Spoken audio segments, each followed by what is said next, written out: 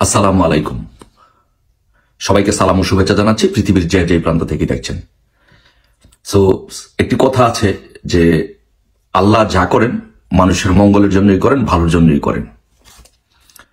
So আজকে যদি আওয়ামী লীগের এমন না হতো, আর যদি করিনুর যদি ক্ষমতা দখল না করত, অথবা বিএনপি যদি বাংলাদেশে এই অল্প সময়ের মধ্যে এত অরাজকতা, খুন, দর্শন, লুটপাট, দখল বাণিজ্য না করত, তাহলে এই দেশের জনগণ বুঝতই না যে আওয়ামী লীগের শাসনামল কত ভালো ছিল। এই দেশের জনগণ বুঝতেই পারতো না যে শেখ হাসিনা বাংলাদেশের জন্য কি রত্ন ছিল। সো এই ৪৫ দিনের ইউনূসের শাসনামল থেকে বাংলাদেশের মানুষের মনে একটি প্রশ্ন উদ্ভব হয়েছে এবং বাংলাদেশের মানুষ বুঝতে পেরেছে যে শেখ হাসিনা বাংলাদেশের জন্য কত বড় সম্পদ ছিল। এখন মানুষ শুধু দুই হাত তুলে আল্লাহর কাছে প্রার্থনা করার বাকি, হে আল্লাহ, তুমি আমাদের শেখ হাসিনাকে তুমি আমাদের মধ্যে ফিরিয়ে দাও, শুধু এইটুকু বলবে। তাই সর্বশেষে দিন শেষে শেখ হাসিনাতে আস্থা, শেখ হাসিনাতেই ভরসা। সো আপনাদের কাছে বলবো, ফ্রাস্ট্রেশনের আর কিছু নেই। গণসংবর্ধনার জন্য, বাংলাদেশে গণসংবর্ধনার জন্য প্রস্তুতি নিন। শেখ হাসিনাকে গণসংবর্ধনা দিতে হবে। 50 লাখ লোক, মিনিমাম 50 লাখ, উপরে 1 কোটি লোকের গণসংবর্ধনা অ্যারেঞ্জ করতে হবে। ঢাকাতে প্রস্তুতি নিন। কেন শেখ হাসিনার জন্য মানুষ দুহাত তুলে প্রার্থনা করতেছে, দোয়া করতেছে, দেখেন, আসুন আমরা বিশ্লেষণ করি। এই যে একটা এনজিও টাউট গ্রুপ, সুদ ব্যবসায়ী গ্রুপ, টাউট গ্রুপ যে ক্ষমতা নিল, দখল করলো, তারা এই ৪৫ দিনে কি করেছে এবং তারা কিসের উপর ভিত্তি করে ক্ষমতা নিয়েছে আপনারা দেখেন। কেন মানুষের শেখ হাসিনাই কি মানুষ বিশ্বাস করে, শেখ হাসিনাতে আস্থা। দেখেন, এই চক্রটি, যুক্তরাষ্ট্রের এজেন্ট দালাল চক্রটি ক্ষমতায় আসছে কিসের উপর ভিত্তি করে? যে সব প্রপাগান্ডা ছড়িয়েছে আয়নাঘর, আয়নাঘর নিয়ে মানুষকে নির্যাতন করা হয়। বাংলাদেশে কি কোনো আয়নাঘরের এ পর্যন্ত কোনো অস্তিত্ব কেউ বের করতে পেরেছে? না। ২৬ লক্ষ ভারতীয় কাজ করে বাংলাদেশে। ওই ২৬ লক্ষ ভারতীয়কে মানুষ, এই সরকার এখন দেখ, এই সরকার তাদেরকে বিতাড়িত করে বাংলাদেশে চাকরি দেখ, পারছে? পারে নাই। এই সারা জনম বললো যে বাংলাদেশের মানুষ ইলিশ খেতে পায় না, ভারতে ইলিশ রপ্তানি করে শেখ হাসিনা। অথচ শেখ হাসিনা শাসন আমলে ৫.৫ টন, ৫.৫ টন ইলিশ পাঠানো হলো ইন্ডিয়াতে, পুরা শেখ হাসিনার শাসন আমলে, ১৫ বছরের শাসন আমলে। আর শুধু আজকেই তারা সিদ্ধান্ত নিলে যে ৩,০০০ টন ইলিশ পাঠাবে ভারতে। তো এই যে একটা টাউট, প্রতারক, বন্ড, বদমাইশ, হারামজাদাদের গ্রুপ এই দেশের রাষ্ট্র ক্ষমতায় চেপে বসেছে, এদেশের জনগণ এখন বুঝতে পেরেছে যে আমরা কার হাতে ক্ষমতা দিলাম। এটা তো একটা পুরো একটা টাউট গ্রুপ। আমাদের শেখ হাসিনাকে আমরা কি করলাম, এই যে মানুষের একটা আত্ম উপলব্ধি, যদি এই ধাক্কাটা না খাইতো মানুষ, বাংলাদেশের জনগণ সে আত্ম উপলব্ধিটা করতো না।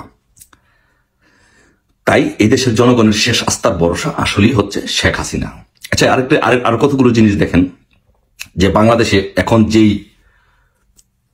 উন্মাদনাগুলো চলছে, মানুষের মধ্যে যে অস্থিরতা চলছে, সমস্ত জঙ্গিগুলোকে মুক্তি দিয়ে দেওয়া হয়েছে। কোনো আইনের শাসন বা কোনো আইনের প্রতি শ্রদ্ধা না রেখে জেল গেটগুলো ওপেন করে জঙ্গিদেরকে, শীর্ষ সন্ত্রাসীদেরকে মুক্তি করে দেওয়া হয়েছে। এখন তো বাংলাদেশের মানুষ তো শিক্ষিত, তারা তো কম বুঝে। ওরা তো হুজুকে পরে অনেকে ভুল করলেও বুঝে যে এখন এই জঙ্গি সংগঠনগুলো বাংলাদেশে ধর্মীয় উন্মাদনা ছড়াবে এবং বাংলাদেশে ধর্মীয় সংঘাত ছড়াবে, যার ফলাফল আপনারা দেখতে পাচ্ছেন যে পার্বত্য অঞ্চলগুলোতে এবং সারা বাংলাদেশে বাইতুল মোকাররমে আপনি দেখলেন কি বাংলাদেশের ইতিহাসে, আপনার আওয়ামী লীগের আমলের পুরো ইতিহাসে আপনি দেখছেন বাইতুল মোকাররমে এই ধরনের কোনো ঘটনা হয়েছে? পার্বত্য চট্টগ্রামের এই কোনোগুলো ঘটনা হয়েছে? এগুলো কেন হচ্ছে? সো এর থেকেই বাংলাদেশের জনগণ অতি সহজে সিদ্ধান্ত নিতে পেরেছে আমাদের শেখ হাসিনা ছাড়া আমাদের কোনো বিকল্প নাই। তারপর আপনার ৪৩ জন শীর্ষ সন্ত্রাসীকে মুক্তি দিলেন। এই শীর্ষ সন্ত্রাসীরা বাংলাদেশের মানুষের জীবন নিয়ে আপনার পাখির মতো আপনার গুলি করে মেরে ফেলতে পারবে। এই সন্ত্রাসীরা এখন চুরি করবে, ডাকাতি করবে, চাঁদাবাজি করবে। তো মানুষ তো বুঝতে পারছে যে আমাদের জীবন তো তাহলে নিরাপদ নয়, আমাদের সন্তানের জীবন নিরাপদ নয়, তাহলে আমাদের জীবন কি হুমকির মুখে পড়ে যাবে? তাহলে তো আমাদের শেখ হাসিনাকে দরকার আমাদের জীবন রক্ষার জন্য। মানুষ কিন্তু সেই চিন্তা ভাবনা শুরু করে দিয়েছে। তারপরে আপনার দেখেন যে পুরা আওয়ামী লীগের শাসন আমলে আপনি এরকম কোন ঘটনা দেখাইতে পারবেন যে রাজশাহী বিশ্ববিদ্যালয়, ঢাকা বিশ্ববিদ্যালয়, জাহাঙ্গীরনগর বিশ্ববিদ্যালয় একই সময়ে, একই দিনে, কাছাকাছি সময়ে 3টি খুন হয়েছে? এরকম ধরনের কোন খুনের আমরা প্রশ্রয় দেই না। আবরার হত্যার বিচার চাই। কিন্তু এরকম ঘটনা দেখেছেন যে ভাতের বিনিময়ে একটা ছাত্রকে পিটিয়ে হত্যা, জাহাঙ্গীরনগরে পিটিয়ে হত্যা, রাজশাহী বিশ্ববিদ্যালয়ে পিটিয়ে হত্যা, এরকম কোন ঘটনা দেখেছেন আপনি? এটা বর্বর যুগের, আদিম যুগের মানুষের মতো মানুষকে আজকাল পিটিয়ে হত্যা করছে। তো এই জন্য তো কোনো ছাত্রছাত্রী এই বিশ্ববিদ্যালয়ে যেতে সাহস পাচ্ছে না, কোন গার্জিয়ান তার সন্তানকে ইউনিভার্সিটিতে, স্কুল কলেজে পাঠাইতে সাহস পাচ্ছে না।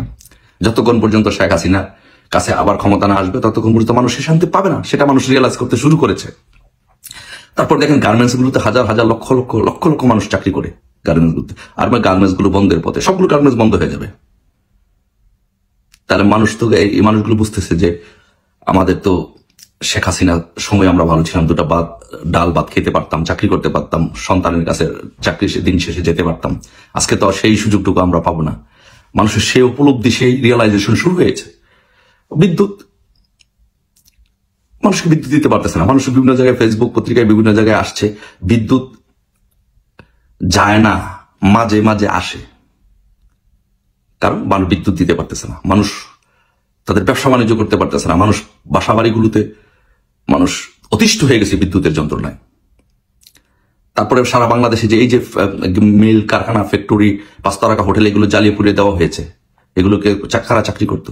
মানুষগুলো তো তাদের জীবন জীবিকা এগুলো হারিয়েছে। এই মানুষগুলো এখন কাঁদতেছে, আল্লাহর কাছে প্রার্থনা করতেছে, আল্লাহ তুমি আমাদের শেখ হাসিনাকে আমাদের কাছে ফিরিয়ে দাও। সারা বাংলাদেশে উলিয়া উলিয়াদের মাজার, এই মাজারগুলো ভেঙে ফেলা হয়েছে, মাজারগুলোর মধ্যে হামলা করা হচ্ছে। মানুষের জীবনের, যারা উলিয়া উলিয়াদের ভক্ত, তাদের জীবনের কোনো নিরাপত্তা নেই। সারা বাংলাদেশে একটি হাহাকার চলছে, সারা বাংলাদেশে একটি আতঙ্ক চলছে, সারা বাংলাদেশের মানুষ অস্থিরতায় ভুগছে। আর আল্লাহর কাছে মনে মনে দোয়া করতেছে, হে আল্লাহ তুমি আমাদের শেখ হাসিনাকে আমাদের কাছে ফিরিয়ে দাও। আর সেই ফিরিয়ে দেওয়াটা যখন রাস্তায় এসে বলবে, তখন শেখ হাসিনা বাংলাদেশে ইনশাল্লাহ চলে যাবে। তাই এই ৪৫ দিনের শাসন আমল থেকে মানুষ বুঝতে পেরেছে শেখ হাসিনা কে, শেখ হাসিনা এই দেশের জন্য কি ছিল, আওয়ামী লীগ সরকার এই দেশের জন্য কি করেছে। তাই আমি বলবো যে মানুষের সিদ্ধান্ত নেওয়া হয়ে গেছে, মানুষ আবার শেখ হাসিনাকেই চায়। আমরা শেখ হাসিনার জন্য অপেক্ষা করছি। মানুষ দুহাত তুলে আল্লাহর কাছে দোয়া করছে, আল্লাহ তুমি আমাদের শেখ হাসিনাকে ফিরিয়ে দাও। সো তাই আমরা আমাদের যেটা করতে হবে এখন, কোনো হতাশা নেই। আমরা আমাদের কিছু ভুল ত্রুটি যে ছিল না তা না, কোনো হতাশা নেই। এখন গণসংবর্ধনার প্রস্তুতি নিন বাংলাদেশে। শেখ হাসিনাকে গণসংবর্ধনা কোথায় দিবেন, কিভাবে দিবেন, কত লক্ষ লোকের সমাবেশ হবে, কত কোটি লোকের সমাবেশ হবে, সেই প্রস্তুতি নিন। গণসংবর্ধনা দেন, শেখ হাসিনার জন্য গণসংবর্ধনার প্রস্তুতি নেন। আর পাশাপাশি আরেকটি কথা বলতে চাই, আমাদের সরকারের আমলে যে দুর্নীতি হয় নাই, দুর্নীতি করে নাই, এই কথাটা কিন্তু আমরা বলতে পারবো না।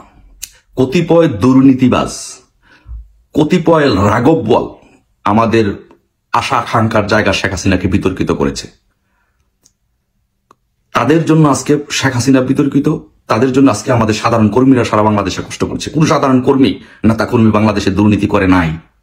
সো তাই আসুন সবাই আমরা এবার প্রতিজ্ঞা করব, শেখ হাসিনার নেতৃত্বে বাংলাদেশ চলবে, বাট কোন দুর্নীতিবাজের বাংলাদেশে ঠাঁই হবে না। একটা একটা করে আমরা কর্মীরা দুর্নীতিবাজদেরকে বিচার করব, দুর্নীতিবাজদের মুখোশ উন্মোচন করব। তাই আমি সবাইকে বলবো, দুর্নীতিবাজদের বিচারের মাধ্যমে আমরা সুন্দর বাংলাদেশ গঠন করব। আসুন সবাই মিলে আমরা প্রস্তুতি নিন, শেখ হাসিনাকে সংবর্ধনা দিয়ে আমাদের বাংলাদেশের নতুন যাত্রা আবার ইনশাল্লাহ শুরু করব। সবাই ভালো থাকবেন।